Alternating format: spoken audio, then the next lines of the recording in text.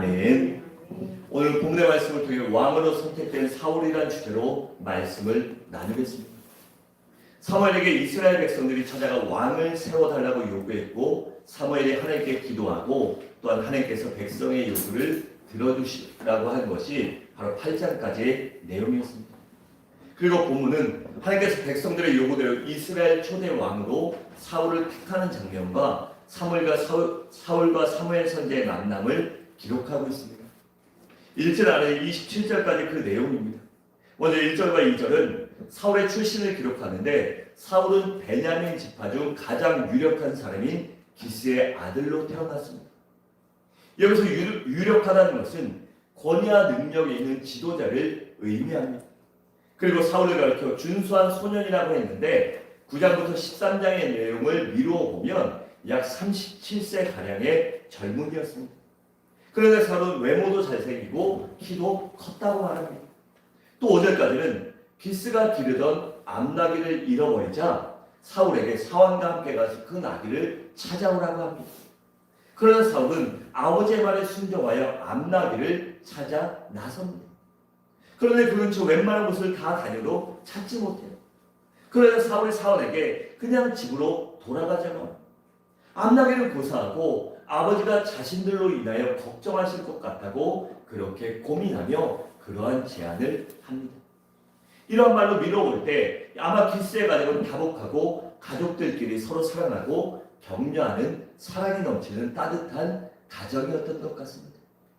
그리고 아버지의 말에 순종하는 사울과 아버지의 마음을 헤아리려고 하는 것으로 보아 사울은 초심이 있는 그러한 아들로 보여집니다. 아마 그런 사울이기 때문에 하나님께서 그를 택하셨을지도 모릅니다. 이처럼 우리 성도들의 가정이 기스의 가정처럼 사랑이 넘치고 화목하며 서로 아껴주고 배려해주는 그런 가정이 되시길 바랍니다. 또 10절까지는 사울이 그냥 돌아가자고 하자 이 사환이 성에 있는 하나님의 사람을 만나러 가자고 제안합니다. 이 사람이 누구일까요? 바로 사무엘 선지자입니다. 여러분, 사울은 그의 곁에 믿음의 사람이 있었기에 복받은 사람입니다. 여러분, 우리 곁에 어떤 사람이 있느냐는 매우 중요합니다. 그래, 부모들이 좋은 친구 만나라, 좋은 친구 사귀라, 나쁜 친구들이랑 어울리지 말라라고 그렇게 말하는 것이죠. 만약 여러분 옆에 믿음의 사람이 있다면 어떤 결정을 내리거나 무엇을 선택할 때 틀림없이 먼저 하나님께 물어보고 믿음으로 선택할 것을 제안할 것입니다. 그렇게 하면 결과가 어떻게 될까요? 반드시 형통하게 될 것입니다. 반면에 믿음이 없는 사람들이 내 주변에 있다면 인간적인 방법으로 선택과 결정을 하도록 유도할 것입니다. 그 결과는 어떻게 될까요? 물론 불행해집니다. 만약에 사울 곁에 믿음 없는 사람이 있었다면 사울의 말을 듣고 그냥 집으로 돌아갔기에 사무엘을 만나지 못했을 것입니다. 그런데 믿음의 사람이 사울 곁에 있었기에 사무엘 선지자를 만날 수 있었던 것입니다. 여러분, 그래서 우리는 친구를 잘 선택해야 합니다. 할 수만 있다면 믿음의 사람들과 깊이 교제하시고 문제 앞에서 믿음의 사람들과 상의하는 여러분들 되시기 바랍니다. 그렇게 믿음으로 상의하고 믿음으로 기도하면 반드시 결과가 좋을 것이기 때문입니다. 또 7절은 하나님의 사람에게 드릴 예물이 없다고 사울이 문제를 말합니다. 이러한 사울의 태도를 두 가지로 구분할 수 있는데, 긍정적인 면은 어른을 찾아갈 때 예의를 갖추고자 하는 그러한 예의 바른 모습을 볼 수 있어요. 아마 가정교육을 잘 받았던 것입니다. 윗사람을 찾아갈 때는 조그마한 선물을 준비하는 것이 예의 있는 행동이에요. 제가 집에서도 그렇게 배웠고 이 어르신들 많은 교회에서 제가 부사역자를 많이 했는데 항상 그 아버지 뻘 되는 아니면 아버지보다 연세 많으신 목사님들이 항상 그런 얘기를 하셨어요. 어디 갈 때 꼭 선물 사주거라. 제가 또 너무 지리한 얘기하니까 재미난 얘기 하나 해드릴게요. 제가 전도사 시출 받는데 그 전에까지는 전도사 시출 받을 때도 이 시출비가 있었어요. 뭐 안수 받고 권사 임직할 때도 그 거마비나 이런 비용이 드니까 그걸 내야 되는데 저희 때는 전도사 시출 비용이 100에서 150만 원이 들었어요. 근데 제가 했던 교회 목사님이 그 지방회를 만드신 분의 아드님이고 지방에서 가장 유력한 목사님이셨기에 그 목사님이 야야 나랑 가서 한번 하고 내가 1대1로 몇 명 만날 테니까 음료수 한 박스나 사들고 가서 같이 인사 잘하고 깍듯이 90도로 인사하고 하자. 그래서 한번 미리 인사한 다음에 지방에 시추위원 모일 때 딱 가니까 미리 한번 다 얼굴 뵀으니까 좋잖아요. 그랬더니 거기서 왔냐 해주시지만 그 목사님께서 우리 전사 내가 사례를 많이 못 줘. 그래서 요거부터 우리 전사 때부터 시축이 없는 걸 합시다 라고 하니까 만장일치로 통과가 돼서 저 때부터 저희 지방에 전사 시축이가 없어졌어요. 뭐 목사 안수 받을 때도 마찬가지였어요. 그 목사님 밑에서 받았는데 그 목사님 또 원래 10월달에 안수가 있었는데 저 나가지 말라고 넌 꼭 내가 안수줘야 되니까 나가지 말아라. 안수가 좀 나갈 거지 내 안수 안 줄 거야 이러시더라고요. 그러니까 12월에 무조건 나간다고 하니까 목사님이 갑자기 11월 마지막 주에 시추위원들 안수위원들을 다 소집하시더니 내가 얘를 꼭 주고 싶으니까 2주 안에 안수 받도록 좀 해주자 이래가지고 일사천리로 되게 편하게 안수 받았어요. 그래서 뭐 안수위원들도 까다롭게 안 해주시고 잘 해주셨어요. 근데 그때도 가르쳐 주신 게 1대1로 또 찾아갈 때 꼭 선물 하나 찾아가고 가서 인사 90도로 하고 예의를 갖춰서 해라. 그러면 잘 될 거다라고 해주셨어요. 여러분, 이 어른 윗사람을 찾아갈 때는 자그마한 선물 하나 준비하는 것이 예의 있는 행동이에요. 반면에 오늘 사울의 부정적인 면은 이 체면일 것이에요. 어떤 때는 이 체면과 자존심이 삶을 방해하기도 하고 더 나아가 하나님께 나아가는 것을 방해할 때도 있고 은혜 받는 것을 방해할 때도 있습니다. 우리가 교회에 빠지거나 아니 내가 하나님 앞에 죄진 것 같은 게 잘못한 거 있을 때 하나님 앞에 기도하고 예배하고 나오기가 약간 개연적일 때가 있어요. 기도도 안 될 때가 있고. 근데 그럴 때 그런 마음 체면 차리다 보면 이 시장이 더 떨어져요. 그럴 때일수록 이 체면을 불구하고 은혜 받는 자리로 나와야 돼요. 사람 관계도 마찬가지죠.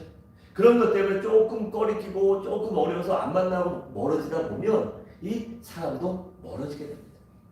그래서 여러분 체면보다 자존심보다 더 중요한 것은 관계입니다. 사람과의 관계, 하나님과의 관계입니다. 그래서 여러분 언제나 내 모습 그대로 하나님께 나오는 여러분들 되시기 바랍니다. 또 8절은 사울이 걱정하자 사울이 자신의 돈을 내놓았다고 합니다. 여러분 주위에 기꺼이 자기의 것을 희생하고 헌신하는 사안을 보며 무엇을 느낄 수 있을까요? 바로 우리들의 모습입니다. 여러분 우리의 주인은 누구십니까? 바로 예수 그리스도세요. 예수님은 나를 당신의 목숨보다 더 사랑하시는 주님이세요. 그렇게 나를 마귀로부터 해방시켜주시고 자유를 주시고 영원한 생명을 주시기 위해 자신의 목숨까지도 내려놓으셨던 것입니다. 그렇다면 우리가 그 은혜를 갚기 위해 노력해야지 않겠습니까?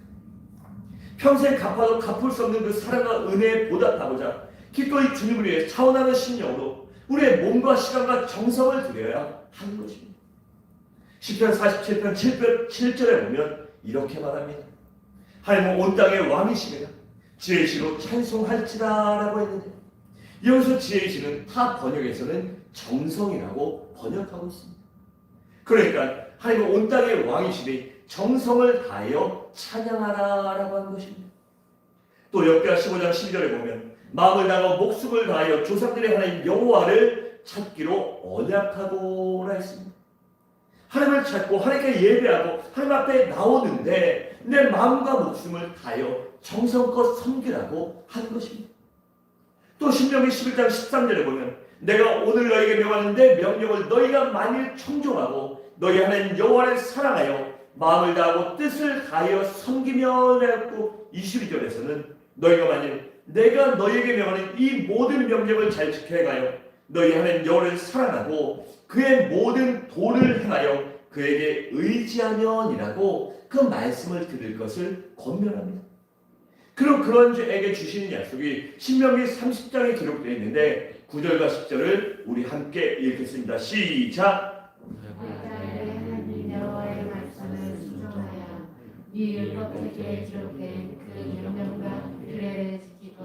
내 마음을 다하며 성품을 다하여 여호와 내 하나님께 돌아오면 내 하나님 여호와께서 내 손으로 하는 모든 일과 내 몸의 소생과 내 육축의 새끼와 내 토지 소산을 많게 하시고 내게 복을 주시되 곧 여호와께서 내 열조를 기뻐하시는 것과 같이 너를 다시 기뻐하사 내게 복을 주시리라. 아멘.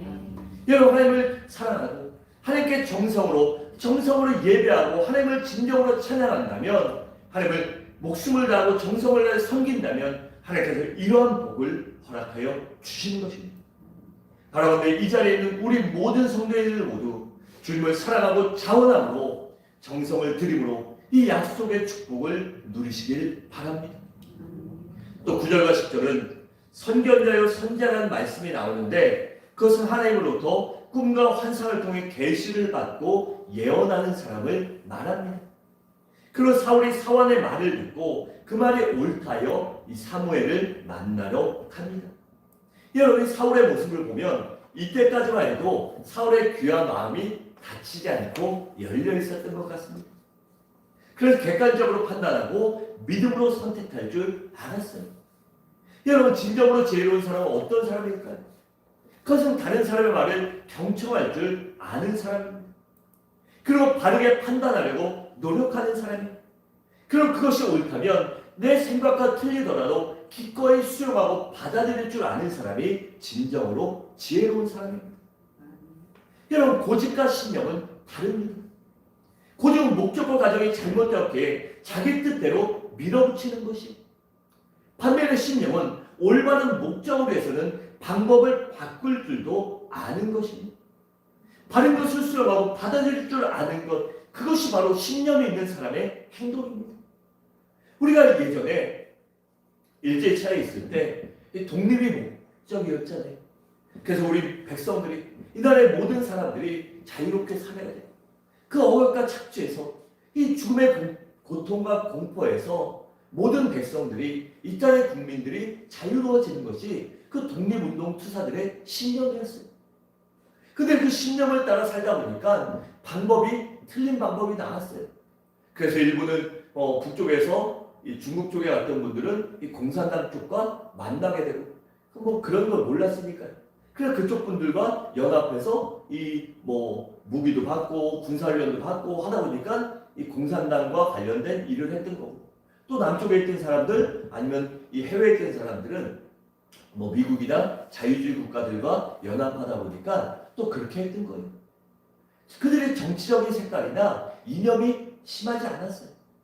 그런데 이 자유 해방되고 나서 6.25 전쟁 터지고 그런 과정 속에서 많은 부침이 있었죠. 그 방법을 바꿀 줄 알았다면 아마 모두 다 좋게 끝났을 수 있었을 것입니다. 여러분, 우리도 신앙생활하면서 우리의 삶 가운데 고집과 신념을 구분할 수 있는 믿음의 성도들이 되시길 바랍니다. 우리의 신념은 무엇일까요? 우리의 생의 목적은 무엇이냐는 것입니다. 우리 생의 목적은 마지막 날 하나님께 칭찬과 상급을 받는 것입니다. 그 영혼의 심판의 때 아버지께 상급받는 것, 아버지께 영광을 돌리는 삶, 아버지를 위해 사는 것이 바로 우리 성도들의 삶의 목적이다, 신념이 되어야 합니다. 그럼 그것을 받기 위해서는 우리가 때로는 방법이 바뀌어도 되는 것입니다. 제가 참 어려운 교회들에 있으면서 별의별 것 같고 다 논쟁하고 막 싸우고 이런 걸 봤어요. 요번 주에 저희 정기사무처리를 하는데 만건이 중요하고 교회의 발전과 영혼을 죽고 살리는 문제라면 지지고 먹고 싸우고 상관 안 해요. 저는 그 영혼이 죽고 사는 문제는 목숨 걸고 싸워야죠. 누가 됐든지. 근데 영혼이 죽고 사는 문제가 아니면 별 볼 일 없거든요. 그래서 제가 이번에 오후 예배를 좀 사무처리를 11시에 끝나고 한 10분 쉬고 경건회 드리고 경건회 끝나고 사무처리를 하려고 하는데, 그러면 밥 때도 걸리고 오후 예배 드리기도 좀 어렵고 그 끝나고 또 바로 드릴 수도 없잖아요. 2시 전에 끝날지도 모르고. 그래서 그렇게 하는데 목회협회 임시 목회 회원들이 다 동의해 주셨어요. 그리고 제가 주일에 갑자기 오전에 생각난 게 목회협회 상의 못했는데, 그날 그냥 이렇게 하니까 그냥 간단하게 식사나 요기할 것을 준비하면 좋겠습니다라고 했는데 다 동의해 주셨어요. 그래서 김밥 할지 할지 막 했는데 그냥 별 어려움 없이 그냥 성도들이 조금 편하고 즐겁고 행복하면 되는 거죠. 그래서 뭐 문집사님이랑 얘기하다가 김밥이랑 오뎅 국물 하기로 했어요. 근데 이거 갖고도 김밥 하냐, 빵을 하냐, 떡을 하냐, 아니면 뭐 컵라면을 하냐, 그거 갖고 싸우는 경우도 있어요. 그래가지고 그걸 해갖고 뭐 김밥 하려면 쉴 수도 있고 이래서 다 이유는 있어요. 근데 그런 걸로 싸우면 정말 안 돼요. 여러분, 방법은 언제든지 바뀔 수 있습니다. 우리의 신령 믿음 위에 살아가는 덕을 세우는 성도가 되시길 바랍니다. 또 12절까지는 사울이 사무엘 선지자를 만나는 과정에 그가 라마섬에 들어가 물뜨는 여인들에게 사무엘이 여기 있냐고 물어요. 왜냐하면 사무엘은 길갈이나 베델이나 미스바 라마 등을 순회하며 다스리고 있었기 때문에 딴 데 갔을 수도 출사했을 수도 있었기 때문에. 그런데 때마침 사무엘이 라마에 있는 산당에서 제사 드리기 위해 그 성에 있다고 합니다. 여러분, 산당이 무엇이죠? 바로 이방신에게 제사하던 곳입니다. 그래서 하나님께서는 가나안 땅에 들어가면 산당을 회파하라고 그렇게 이스라엘 백성들에게 출애굽할 때 명령하셨어요. 민수기 33장 52절에 보면 이렇게 말해요. 그 땅 거민을 너희 앞에서 다 몰아내고 그 새긴 석상과 부어 만든 우상을 다 파내라며 산당을 다 회파하고라고 했습니다. 이렇게 우상 숭배할 수 있는 그 근본들을 모조리 싹을 잘라버리라고 하나님이 명령하셨어요. 그런데 이스라엘 백성들이 가나안 땅을 점령한 후에 산당을 없애지 못하고 그 산당에서 하나님께 제사를 드렸습니다. 그 이유는 아직 그들에게 제대로 된 성전이 없었으며 실로에 있는 성막도 이 블레셋과의 전쟁에서 파괴됐기 때문입니다. 그래서 산당에서 제사를 지냈어요. 그런데 그것이 화근이 되어 전국에는 수십 년의 이스라엘 백성들이 우상 숭배를 하게 된 것입니다. 그리고 이 산당을 누가 회파했죠? 네 글자 히읗으로 시작하는 말 히스기 왕. 그렇죠. 자신 있게 대답해 주셔야 돼요. 히스기 왕이 이 하나님의 율법책을 보다가 이게 잘못됐구나라고 해서 산당을 회파하는 혁파하는 운동을 했습니다. 또 13절에 보면 이스라엘 백성들이 산당에서 제사를 지내고 주로 식사를 했는데 이것으로 미루어 볼 때 그들이 드렸던 제사는 화목제라고 미루어 볼 수 있습니다. 왜냐하면 화목제만이 백성들이 그 고기를 먹을 수 있었기 때문입니다. 그들은 이러한 제사의 습관을 가지고 있었습니다. 주로 제사할 때 하나님 앞에 화목제를 드리며 그 남은 고기들로 그곳에 있는 백성들과 함께 나누어 먹었습니다. 이처럼 우리들도 신앙생활할 때 아름다운 습관을 만들어야 합니다. 부담하니까 제가 간단하게 시작할게요. 우리가 어떤 습관을 가져야 하는지 제가 너무 처음부터 센 얘기하면 목사님이니까 그러지 이러니까 간단한 얘기부터 할게요. 항상 식사하며 기도하기. 안 하는 분 안 계시죠? 있으면 진짜 큰일 납니다.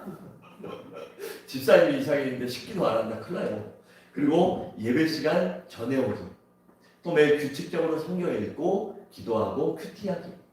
또 하루를 기도로 열기 같은 믿음의 기초 체력을 강하게 하는 훈련을 우리가 해야 돼요. 그런 것들을 습관화 되어야 됩니다.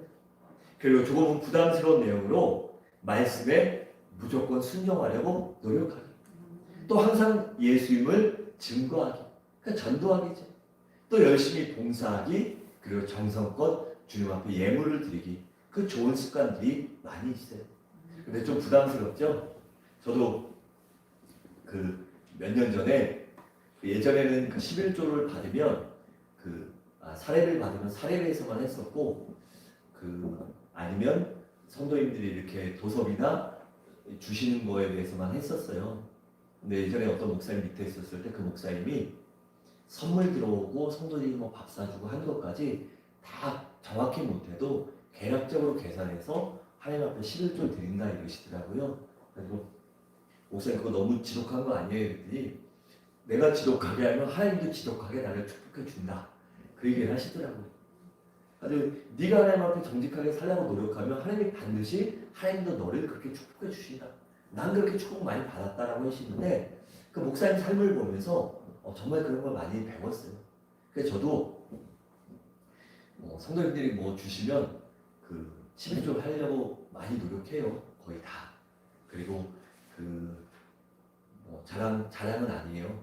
저희 아내 병원에 입원했을 때 성도님들이 이렇게 맛있는 거 사먹으라고 조금씩 주셨는데 뭐 저희 집으로 바꿨다 드린 거 이런 거 하나도 못 드리니까 그건 11조만 하고 성도님들이 드린 거는 제가 생각할 때 성도님들 병원 다 입원하고 애경사 때 제 돈으로 다 못하거든요. 그렇잖아요. 우리 교회가 지금 수준이면 하지만 제가 생신 되면 조그만 빵 하나씩 그냥 사드리고 기도해드리고 이래요. 생신 때. 근데 그 얘기를 하니까 아는 목사님들이 야 너 나중에 교회 꺼지면 어떻게 하려고 그래? 그건 그때 가서 생각할게요. 이랬어요. 그런데 뭐 그 정도는 해드릴 수 있는데 다 그거 못 챙기잖아요. 애경사. 그럼 그때는 교회에서 나오는 돈을 제가 갖다 드리잖아요. 봉투에 서울중앙교회 홍성범 목사라고 쓰지만 제 돈이 아니라 교회 돈이잖아요. 그러면 제가 교회 돈으로 여러분들한테 애경사 때 드리고 제가 그걸 받아 먹는다? 이 신앙의 양심에 걸리더라고요. 그래서 성도님들 마음도 있으니까 다 하면 너무 야박하고 그래서 제가 정한 만큼 그 성도님들 입으로 감사임을 드리고 나머지는 11조 띄고 그 나머지는 또 저희가 이렇게 써요. 근데 제가 이렇게 하는 게 제가 여러분들한테 바르게 사는 거 말씀대로 사는 모습을 좀 보여드려야 되니까 지나다 보면 모습 보게 되고 황 목사 그래도 바르게 살았구나 이런 여러분들한테 인정받고 싶어요. 그래야지 목사가 성도들한테 인정받고 성도들한테 사랑받아야지 뭐 딴 데서 잘해요. 아무런 소용없잖아요. 여러분 우리 가운데 그런 좋은 습관들이 많아지시기 바랍니다. 또 17절까지는 하나님께서 사무엘에게 사울을 만나게 될 것과 그에게 기름 부어 왕으로 세울 것을 명령하십니다. 그리고 사울이 장차 이스라엘 백성들을 블레셋 족속으로부터 구해낼 것이라고 그렇게 예언하십니다. 그리고 20절까지는 드디어 사울이 사무엘과 만나게 되는 과정을 그리고 있어요. 그런데 여러분 이 만남은 우연이 아니었어요. 바로 하나님의 섭리와 인도 속에서 사무엘과 사울이 만나게 된 것입니다. 여러분 기스가 안 나게 잃어버린 것이 우연이 아닌 하나님의 섭리였습니다. 혹여라도 여러분 가운데 안 좋은 일이 있으십니까? 여러분 그것은 우연이 아닙니다. 거기에는 하나님의 섭리가 있으심을 믿으시기 바랍니다. 그리고 사울이 안나기를 찾지 못해서 헤맨 것도 우연이 아닌 하나님의 섭리였습니다. 여러분 어떤 일이 여러분들 삶 가운데 뜻대로 잘 안 풀리십니까? 그것도 우연이 아니라고 믿고 거기에도 하나님의 섭리와 하나님의 인도하심이 있다라고 믿고 기도하시기 바랍니다. 그럼 그런 문제 속에서 하나님을 찾아오고 하나님께 매달려 부르짖는 여러분들 되시기 바랍니다. 우리가 모든 문제 앞에서 하나님께 부르짖고 하나님께 나아오고 하나님께 아뢰다 보면 하나님께서 선한 길로 인도해 주실 것입니다. 그렇게 우리의 삶의 모든 것들은 우연이나 재수가 아닌 우리가 기도하지 않았음을 인정하고 기도하는 우리 성도님들이 되시기 바랍니다. 여러분 성도의 삶에 결코 우연이나 존재하지 않습니다. 모든 것이 하나님의 섭리였습니다. 여러분 만약에 기스가 안 나게 잃어버리지 않았다면 사무엘과 사울이 만날 수 있었을까요? 만나지 못했을 것입니다. 그리고 좀 이따 얘기해드리겠지만 이 사울의 아버지 기스는 베냐민 지파 중에 가장 유력한 사람이었어요. 가장 유력하다는 것은 이 지위도 있고 권력도 있고 물질도 있다는 거예요. 근데 그깟 암나귀 한 마리 잃어버렸다고 이 귀한 아들 보러 그거 찾아오라고 하겠습니까? 그런데 기스의 마음속에 사울을 보내고 싶었던 것도 하나님의 섭리였습니다.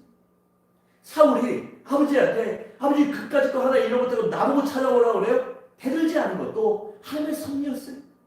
그리고 그 암나귀가 집 주변에 있어야지 근방에 있어야지 근방에서 못 찾은 것도 하나님의 섭리였습니다. 여러분 그때는 속상하고 그때는 애타고 그때는 화가 날 수도 있고 그때는 눈물 날 수도 있습니다. 하지만 그 모든 것들이 하나님의 섭리를 믿으시고 기도하고 인내하는 여러분들 되시기 바랍니다. 그러면 사울이 사무엘을 만났던 것처럼 우리의 삶 가운데도 성령 하나님께서 반드시 좋은 길로 인도해 주시고 여러분들의 삶 가운데 환경과 사람을 붙여주시고 길을 열어주시고 참되게 하는 그러한 축복을 경험하게 될 것입니다. 또 21절에 보면 사울의 고백이 나와요. 사울이 이렇게 말합니다. 나는 이스라엘 지파 중 가장 작은 지파 베냐민 사람이라고 합니다. 그런데 사사기 19장과 21장에서는 베냐민 지파가 작아진 이유에 대해 나와요. 그전에는 베냐민이 거의 가장 큰 이 족속 중에 하나였어요. 근데 사사기 19장의 21절에 보면 그 이유가 나오는데 바로 어떤 레위 사람이 자신의 첩과 함께 베냐민 지파에 속한 기브아에서 하룻밤을 묵습니다. 그런데 그때 이 베냐민 지파에 있는 기브아에 있는 건달들이 그 레위 사람의 첩을 보고 그 여인이 아름다워서 그 여인한테 음욕이 들고 그 여인을 윤관하게 됩니다. 그리고 그 사건 때문에 그 여인이 목숨을 잃게 됩니다. 그리고 집에 돌아온 레위 사람이 너무나 화가 나서 그 여인의 시신을 12토막을 내서 각 지파에 보냅니다. 그리고 11지파와 베냐민 지파 간에 전쟁이 일어납니다. 내가 이런 수모를 당했는데 너희가 나와 함께 저 불량한 베냐민과 싸우자라고 하고 그런 감성에 호소했을 때 11지파가 베냐민 지파와 싸우게 됩니다. 그러니 아무리 베냐민이 수적으로 강하다고 해도 11대1은 여러분 게임이 안 되는 것입니다. 2대1도 이게 쉽는데 3대1은 어렵고요. 5대1, 6대1도 도저히 안 돼요. 근데 11대1이니 이게 가능하겠습니까? 거기서 그래서 베냐민 지파의 모든 사람들이 거의 죽습니다. 그 산에 숨어있던 600여 명의 사내 외에는 심지어 여자와 아이들까지도 모조리 죽임을 당합니다. 그 사건 때문에 사실 베냐민 지파는 이때 당시에 겨우 명맥을 이어갈 정도의 그러한 작은 지파로 전락하게 됐습니다.